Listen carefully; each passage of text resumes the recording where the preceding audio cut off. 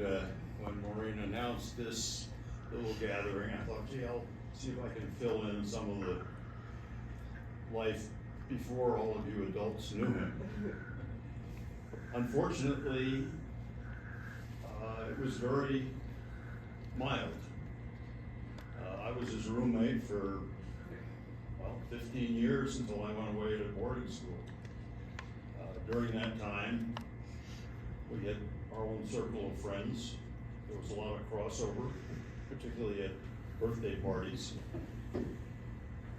As far as an impression, one thing that Jerry always impressed me with, mystified me, was he always wanted to be an engineer.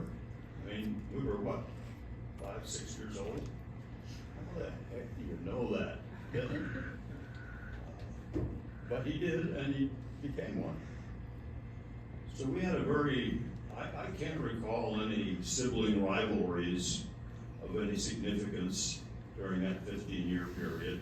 And then, of course, we parted, except for we get together again for home leaves when school was out. We always, when we were both go boarding school, we go spend the holidays with our Uncle John in Flushing, find our way down to Times Square, and watch a movie, and then go on to the subway and find the right train up to where we were going to school.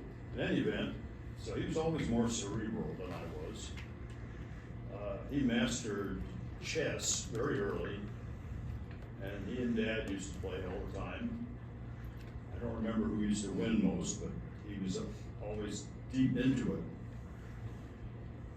Well, as I looked around, I thought, gee, there's got to be some humorous anecdote I can come up with. And the one that strikes me, and I've always remembered it, we came home from India, and there were still 2 years of World War II going on. And we bunked with Grandma in New York, Manhattan. And as usual, we were roommates. At that time, you had to pull your blinds at night. There were billboards saying, watch what you say. Loose words sink ships, blah, blah, blah. So there was this constant drumbeat of watch out for spies.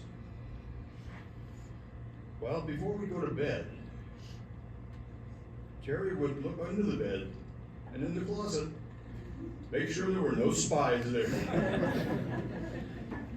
So that's the funniest thing I can remember of him. Otherwise, it was a very pleasant relationship with an adult afterwards. So thank you very much all for coming. I'm impressed with how many people he impressed.